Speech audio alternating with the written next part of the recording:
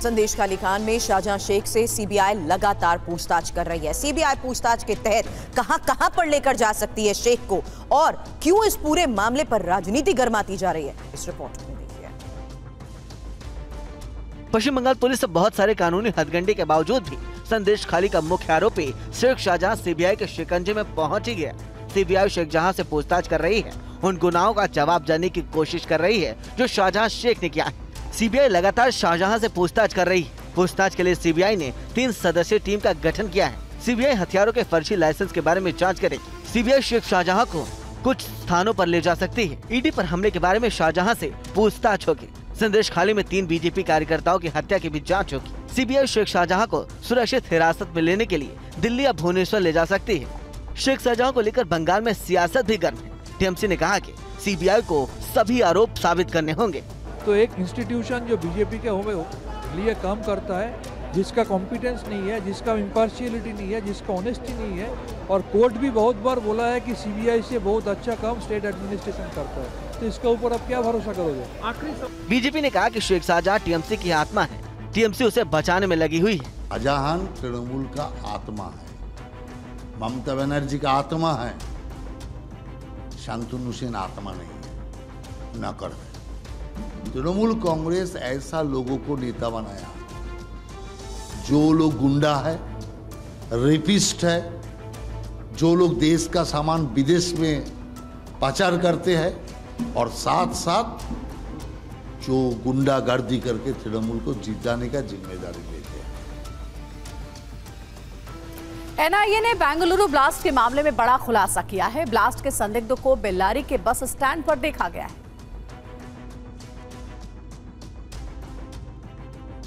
बीते हफ्ते बेंगलुरु के रामेश्वरम कैफे में हुई ब्लास्ट की जांच एनआईए कर रही है।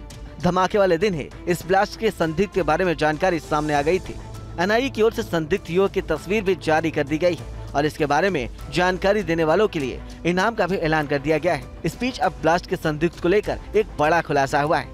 इस मामले की जाँच से जुड़े सूत्रों के मुताबिक इस ब्लास्ट के संदिग्ध को बेल्लारी के बस स्टैंड पर देखा गया।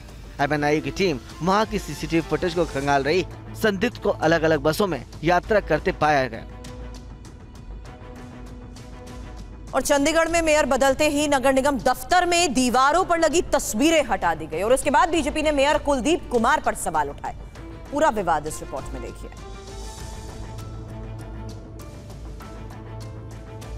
चंडीगढ़ नगर निगम में 8 साल बाद सत्ता बदली तो दफ्तर में मौजूद तस्वीरें भी बदल गई। आम आदमी पार्टी के मेयर बनते ही पहले से दीवार में लगी फोटो अब साइड लाइन कर दी गई। अब फ्रंट पर अरविंद केजरीवाल और भगवंत मान की तस्वीरें लगाने के बाद विवाद खड़ा हो गया है। जो देश के प्रधानमंत्री है, देश के प्रेसिडेंट है, उनकी तस्वीरें हटा हटा के पीछे और अपनी तस्वीरें लगा रहे हैं। ये देश को कहाँ लेके जाने चाहते हैं?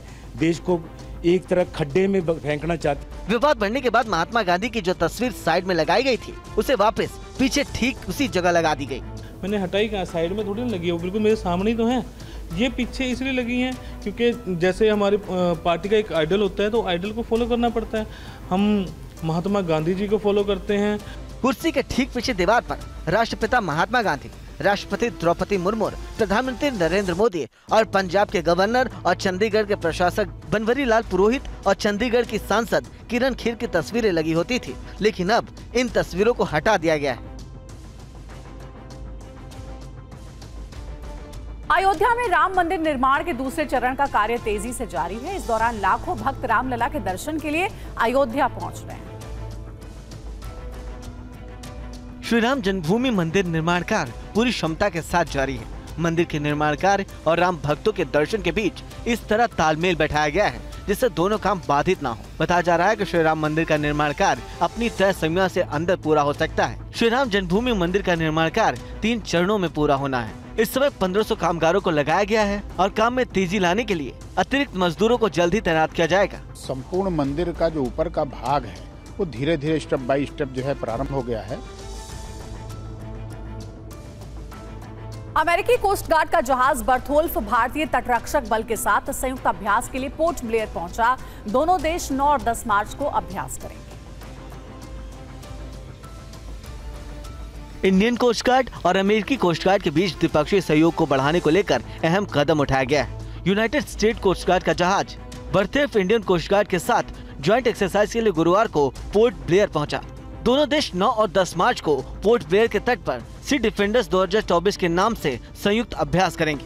अभ्यास के दौरान समुद्री डकैती, वाणिज्य तथा व्यापारिक जहाजों की आवाजाही, संयुक्त समुद्री खोज एवं बचाव अभियान और नशीली दवाओं को रोकथाम सहित कई अभ्यास किए गए।